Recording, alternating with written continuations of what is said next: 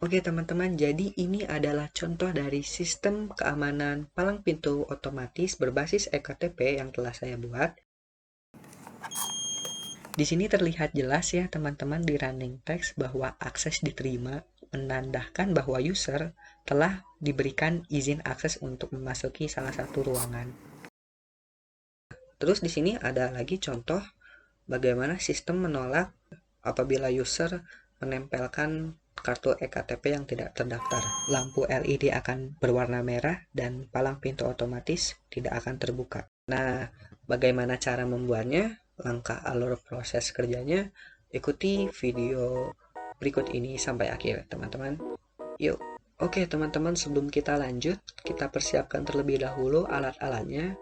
Di sini ada microcontroller Arduino dengan versi Uno, lalu kemudian ada breadboard, ada servo. Nah, servo di sini gunanya untuk menggerakkan palang pintunya. Lalu kemudian ada sensor ultrasonik. Sensor ini kita pakai guna untuk menutup kembali palang pintu otomatisnya ya, teman-teman.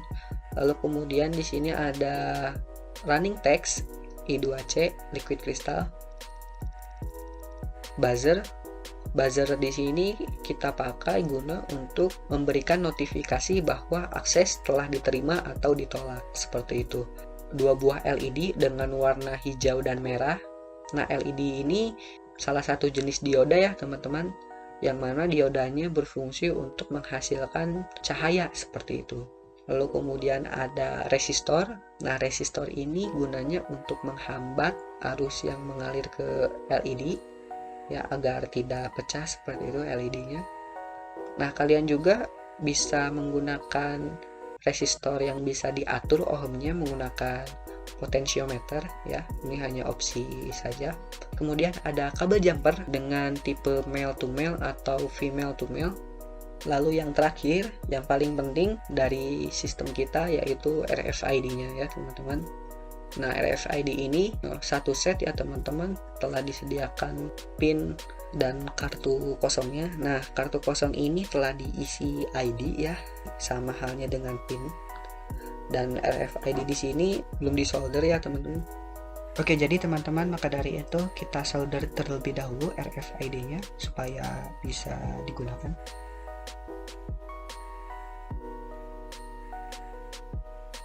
Dan ini adalah hasil dari RFID yang telah kita solder tadi ya teman-teman.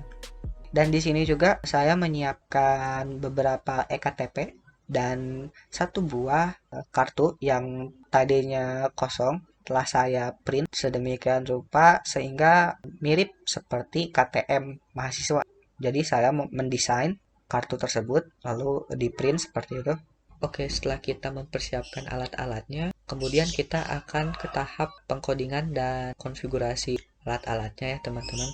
Di sini kita colokkan terlebih dahulu microcontroller kita menggunakan kabel konsol guna untuk mentransfer daya dan data pengkodingan kita agar terupload ke microcontroller seperti itu. Kita siapkan breadboard untuk membuat rangkaian elektronik sementara dengan tujuan uji coba atau prototype tanpa harus menyolder. Oke, setelah itu kita hubungkan RFID kita ke microcontroller menggunakan kabel jumper dengan tipe male to male. Namun sebelum itu kita persiapkan juga lampu LED-nya untuk mengindikasi bahwa akses diterima untuk lampu berwarna hijau dan akses ditolak untuk lampu LED berwarna merah. LED ini nantinya kita akan pasangkan ke breadboard. Balik ke RFID, kita hubungkan ke microcontroller.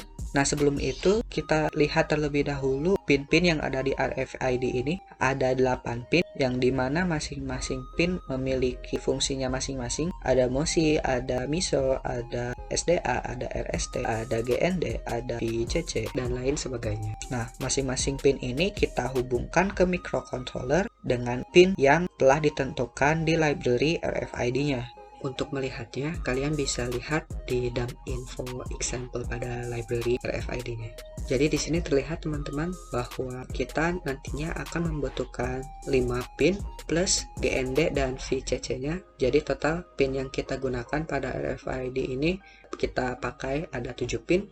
dan sisa pinnya lagi yaitu IRQ tidak kami gunakan. VCC atau 3,3 volt kita hubungkan ke 3,3 volt lagi. Nah, jangan sekali-kali kita hubungkan ke 5 volt. Kenapa? Nantinya akan rusak ya RFID-nya kita, karena RFID kita hanya membutuhkan 3,3 volt saja seperti itu. Kemudian GND kita hubungkan ke GND lagi.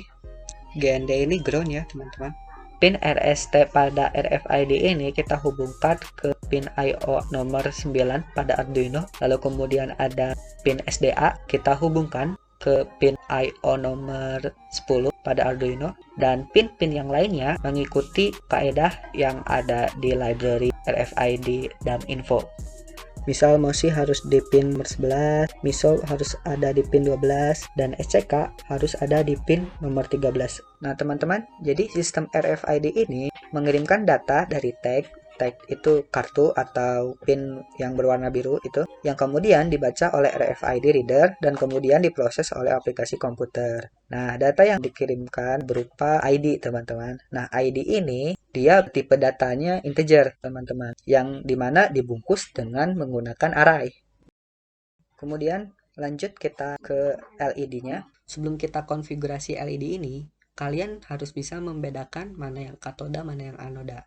Biasanya yang katoda itu yang paling pendek dan yang anoda itu yang panjang. Dengan demikian nantinya katoda akan dihubungkan ke ground, sedangkan yang anoda kita hubungkan ke pin I/O Arduino.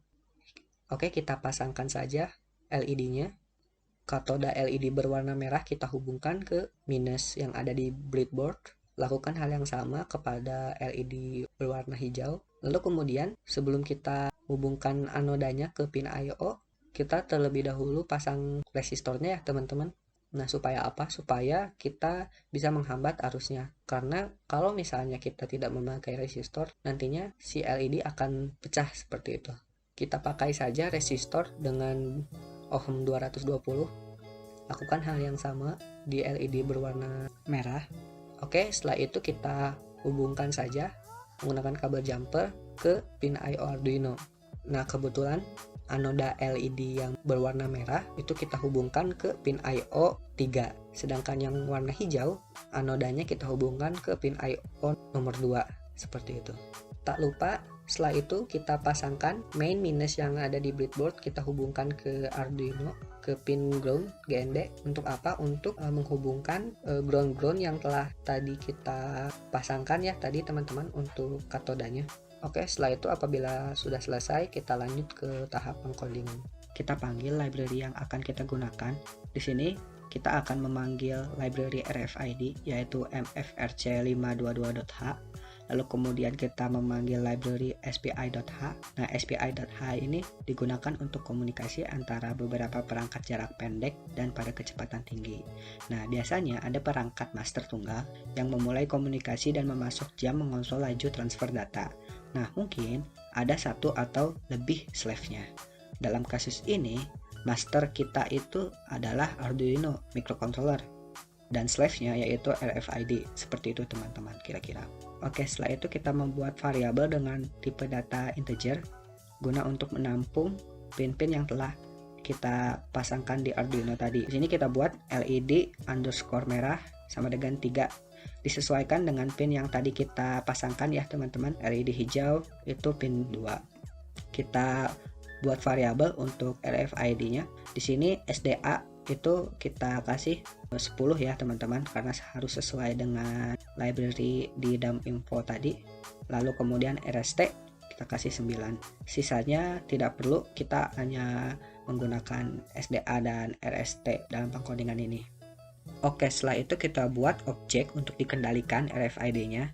Kita isi parameternya dengan SDA underscore RFID dan RST RFID, variabel yang telah kita buat tadi. Lalu kemudian kita langsung ke void setup. Nah, di void setup ini hanya akan dijalankan sekali saja setiap Arduino mulai atau saat di restart teman-teman. Oke, langsung saja di dalam void setup ini kita tentukan kecepatan pengiriman dan penerimaan data melalui port serial. Nah, biasanya kecepatan yang umum digunakan itu 9600 bit per detik atau bit per second. Dengan cara kita ketikkan serial.begin. lalu kemudian kita inisialisasikan awal SPI. Nah, setelah itu kita harus menginisialisasikan LED hijau dan LED merah itu sebagai output dengan cara kita mengetikkan pin mode. Setelah itu kita memanggil fungsi menggunakan objek RFID yang telah kita buat. Inisialisasi awal untuk RFID kita panggil dengan sintaks pcd_init. Oke, setelah itu kita langsung ke void loop. Nah, void loop ini dijalankan setelah fungsi setup sudah selesai dijalankan. Nah, void loop bertujuan untuk mengeksekusi dan menjalankan program yang sudah dibuat. Void loop ini secara aktif mengontrol board Arduino baik membaca input atau merubah output, teman-teman. Hal pertama yang akan kita lakukan di dalam void loop adalah mengecek apakah ada atau tidaknya kartu di atas modul RFID kita ini. Nah, bagaimana? Yaitu dengan cara menggunakan logika if. Kita beri statement jika tidak ada kartu tersedia. Nah, kita gunakan negasi ya teman-teman, seperti ini.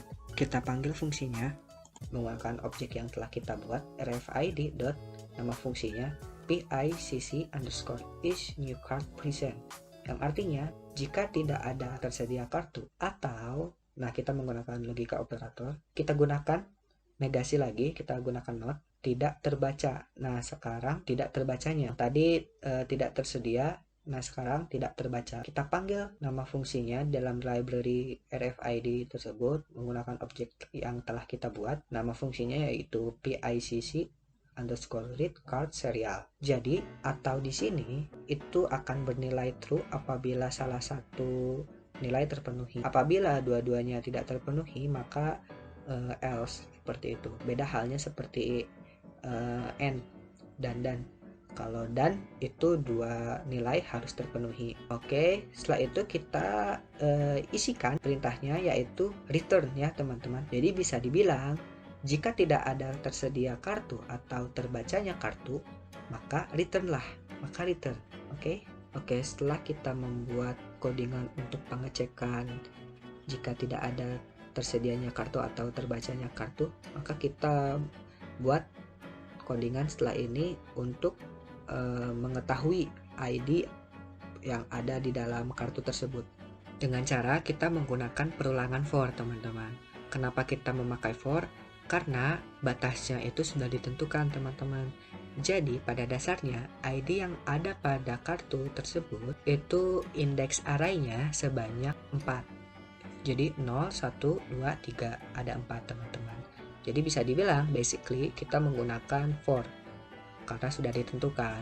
Lain halnya apabila belum ditentukan, jelas kita harus menggunakan while ya teman-teman.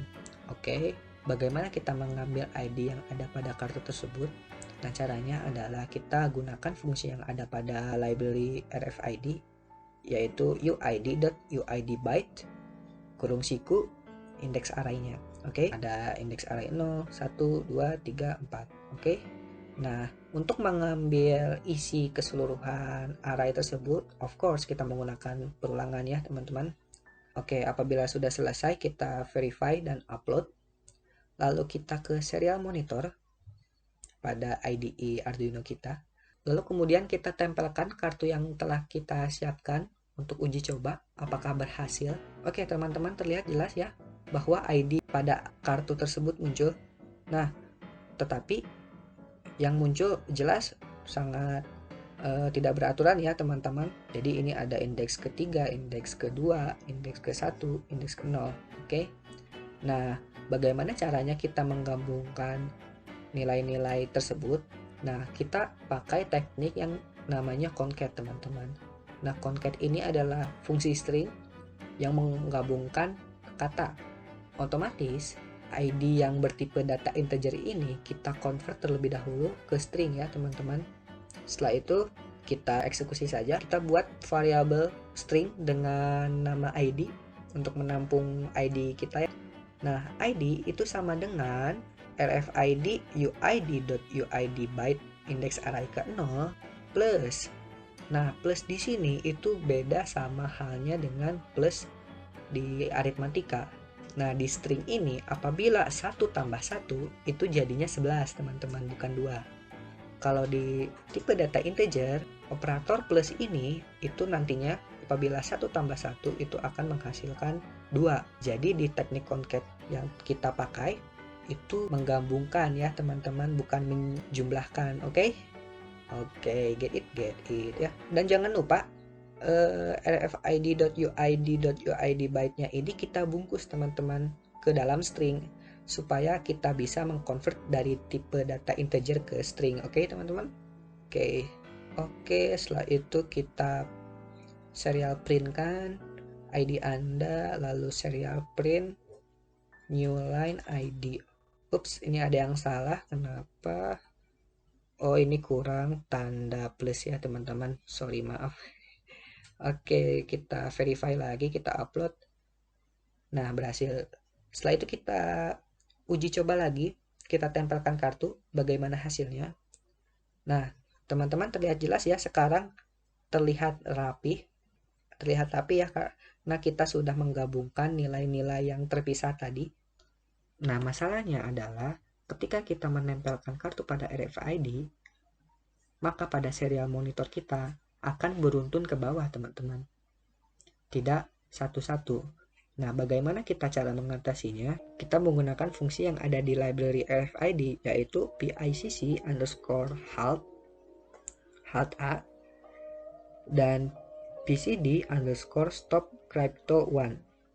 Oke teman-teman, fungsinya apa? Fungsinya untuk men-stop penghentian scan selama 1 kali saja, tidak beruntunan kayak tadi ya. Kita uji coba. Setelah itu terlihat bahwa setelah kita menempelkan kartu pada RFID, ID yang akan muncul pada serial monitor tidak akan beruntun ke bawah, melainkan di print 1 kali saja. Nah, habis itu kan kita dapat nih ID-nya, kita copy pastekan saja, kita gunakan ID kita ini untuk melakukan pengkondisian teman-teman, menggunakan if statement. Oke teman-teman, dengan cara jika ID-nya itu sama dengan bla bla bla, maka jalankan lampu berwarna hijau. Jika tidak, nyalakan lampu berwarna merah. Nah, untuk menyalakan lampunya, kita gunakan kode sintaks digital write ya. Nah, caranya adalah digital write, lalu nama variabelnya, lalu kita kasih high untuk menyalakannya. Nah, apabila mematikannya lagi, kita beri low. Tentu saja kita kasih delay ya teman-teman. Kita beri delaynya yaitu selama 1000 mikrosecond. Kita lakukan pengecekan, kita gunakan kartu yang kita daftarkan tadi ya teman-teman. Oh, lihat, sekarang lampu berwarna hijau, berhasil ya teman-teman. Oke, sekarang kita coba menggunakan kartu KTP yang belum terdaftar. Oh, lihat teman-teman, jelas berwarna merah ya teman-teman, yang menandakan akses tidak diterima seperti itu. Nah, bagaimana caranya kita ingin mendaftarkan lebih dari satu? Nah, kita menggunakan operator logika ya, kita menggunakan atau. Nah, oke. Kita gunakan atau.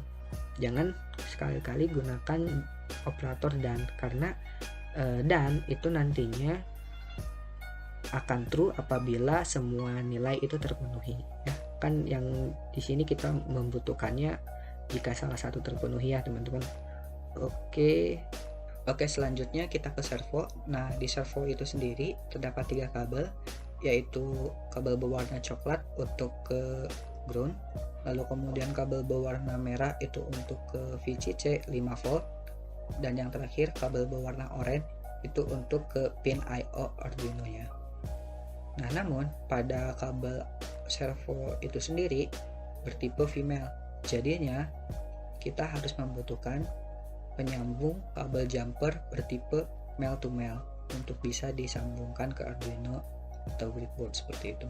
Oke, kita sambungkan saja teman-teman kabel berwarna coklat ke main breadboard atau ke ground, lalu kemudian kabel berwarna merah kita sambungkan ke 5 volt. Nah, tetapi 5 volt di Arduino itu hanya satu teman-teman, sedangkan kebutuhan modul kita yang membutuhkan 5 volt tidak hanya servo, nantinya ada seperti running text dan yang lain-lain. Makanya kita akalkan saja pin 5 volt pada Arduino tersebut kita sambungkan ke titik plus pada breadboard supaya bisa menyalurkan modul-modul yang membutuhkan 5 volt yang lainnya. Oke, kita colokkan saja 5 volt ke titik plus Arduino, lalu kabel berwarna merahnya kita otomatis kita sambungkan ke titik plus breadboardnya, dan yang terakhir kabel berwarna oranye kita sambungkan ke pin I/O 7.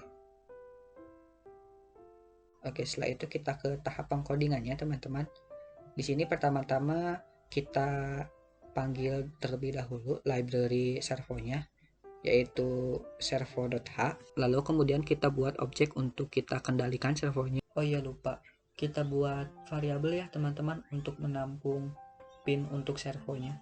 In nama variabel lalu sama dengan 7 ya, karena kita tadi memasangnya ke pin I/O nomor 7.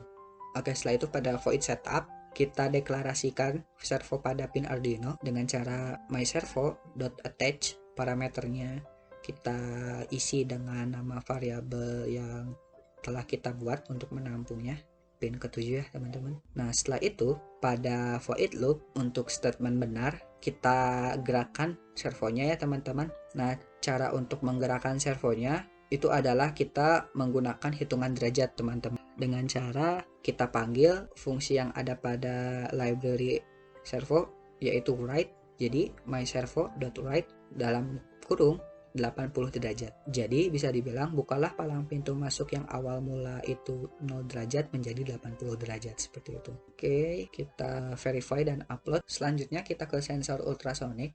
Nah, sensor ini kita gunakan guna untuk menutup kembali palang pintu yang telah terbuka. Oke. Nah, cara kerja sensor ultrasonic ini ada receiver dan transmitter, yang mana transmitter itu mengirimkan gelombang ultrasonik, memancarkan. Lalu apabila ultrasonik itu mendeteksi objek, otomatis kan memantul ya teman-teman. Nah, pantulan ultrasonik tersebut akan diterima oleh receiver, seperti itu. Pada sensor ultrasonik ini terdapat 4 pin, yaitu ada VCC, GND, trig, dan echo. Nah, trig di sini yaitu trigger itu guna untuk men-trigger memancarkan ultrasonik, dan pin echo guna untuk menerima ultrasonik yang telah dipancarkan, seperti itu. Dan setelahnya akan dijadikan input pada proses microcontroller, seperti itu. Nah, lalu sensor ultrasonik ini apa hubungannya dengan palang pintu otomatis? Jadi teman-teman, nah ketika user itu diberikan akses, otomatis kan palang pintu otomatisnya terbuka ya. Nah, setelah itu apabila user telah melewati palang pintu otomatis dan terdeteksi oleh ultrasonik pada jarak tertentu, nah maka palang pintu otomatisnya akan tertutup kembali. Jadi kita tidak mengandalkan delay otomatis tertutupnya palang pintu otomatis. Karena apa? Karena akan mengakibatkan sistem fatal, seperti itu. Bisa dibilang apabila usernya itu usia lansia yang jalannya kurang cepat atau orang yang sakit semacamnya, otomatis kan jalannya lambat. Nah, apabila jalannya lambat lalu kemudian delaynya terlalu kecepatan atau misalnya kelamaan, kan bahaya untuk sistem keamanannya. Jadinya kita mengandalkan sensor ultrasonik untuk menutup kembali palang pintu otomatisnya. Oke, setelah itu kita colokkan saja kabel GND ke minus breadboard, kabel VCC ke plus breadboard, kabel trigger ke pin I/O nomor 5, dan pin echo ultrasonic kita hubungkan ke pin I/O nomor 4 pada Arduino, seperti itu. Lanjut kita ke tahap pengkodingan untuk ultrasonic. Kita buat variabel terlebih dahulu untuk menampung pin echo dan pin trigger dari ultrasonic.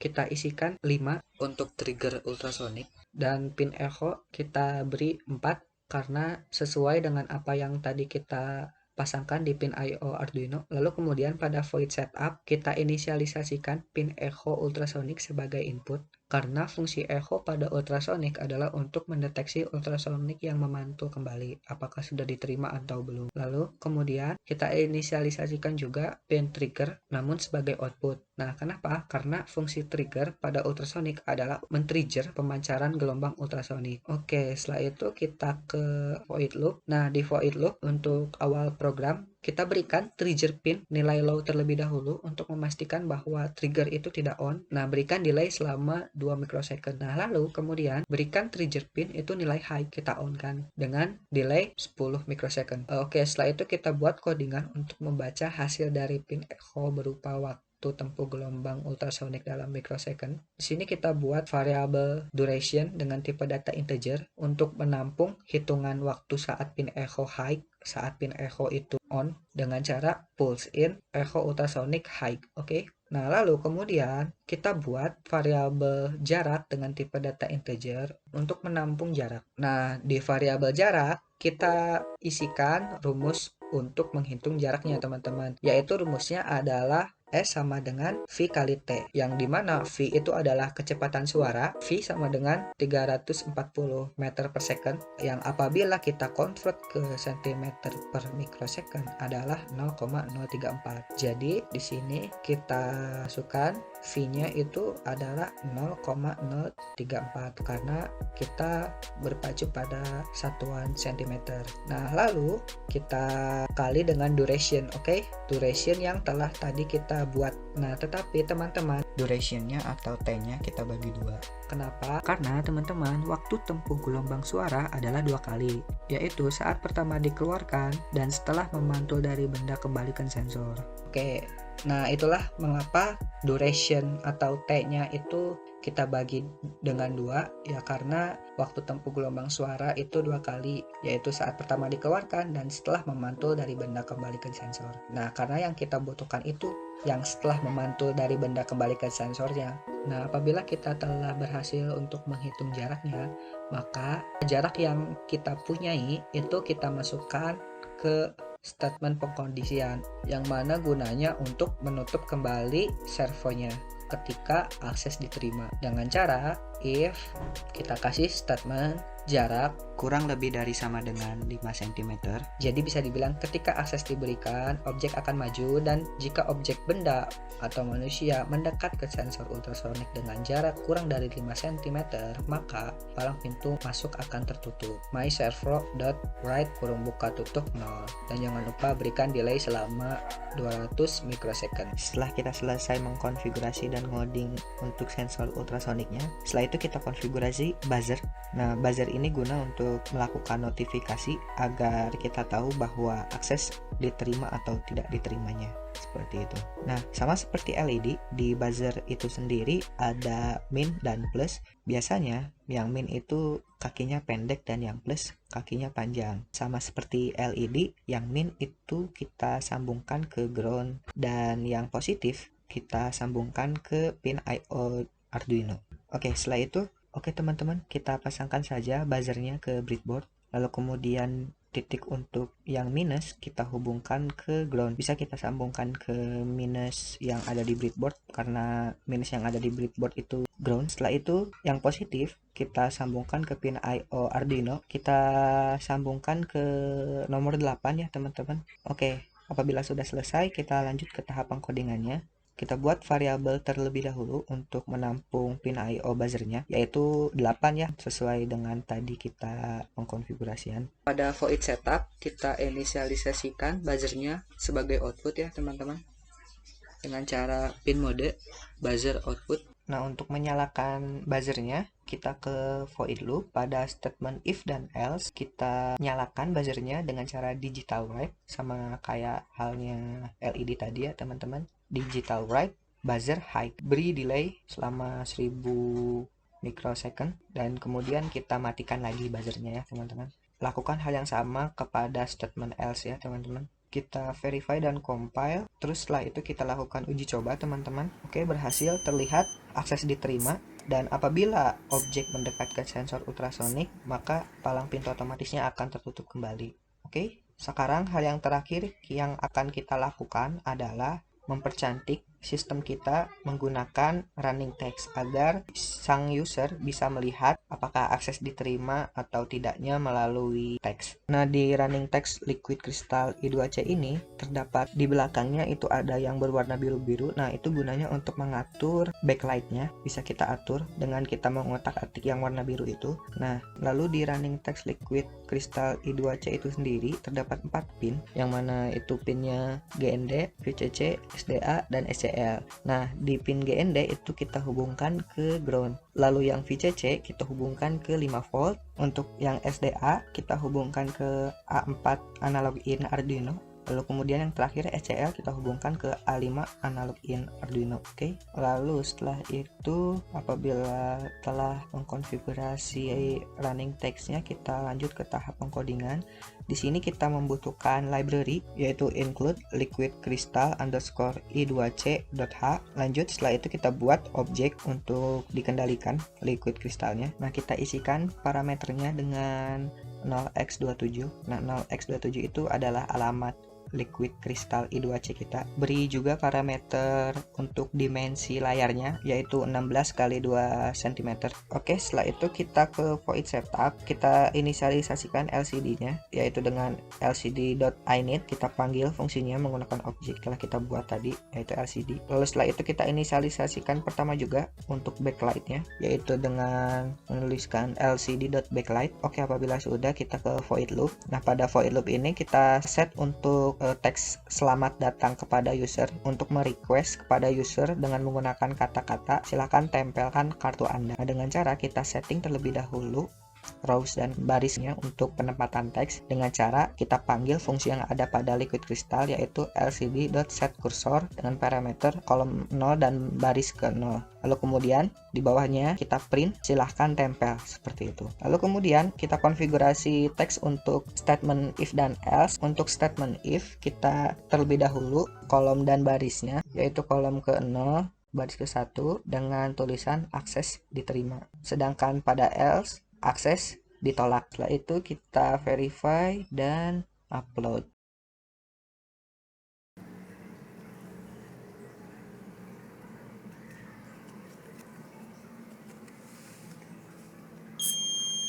Nah, kita lihat teman-teman, berhasil ya teman-teman.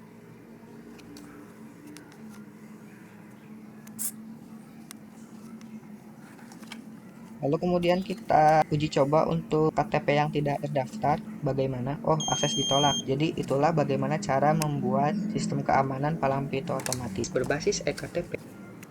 Nah, untuk merapikannya kita akan melakukan finishing untuk prototipenya.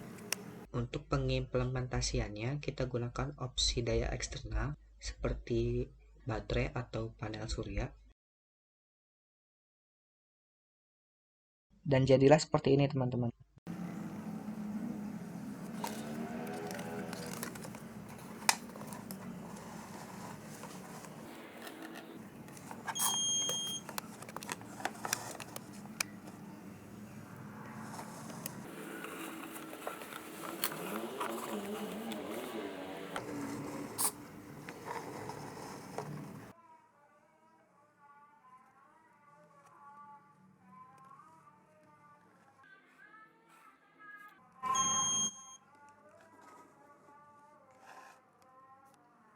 Nah, selain palang pintu otomatis juga kalian bisa mengupgrade dan mengeksplor lagi membuat door lock sama saja seperti sistem pada palang pintu otomatis. Namun yang membedakannya di sini adalah door locknya itu menggunakan 12 volt. Karena keterbatasan perangkat seperti adaptor modul atau adaptor 12 volt, relay saya punya namun adaptor 12 voltnya atau adaptor modulnya tidak punya untuk menghidupkan solenoid door-nya, karena solenoid ini harus membutuhkan 12 volt dan di Arduino-nya sendiri output volt maksimalnya adalah 5 volt. Jadi saya cukupkan sampai di sini saja. Oke. Sekian dari saya, Dimas Purnama Aji, Teknik Komputer UPI 2B. Mohon maaf apabila ada salah tutur kata. Wassalamualaikum warahmatullahi wabarakatuh.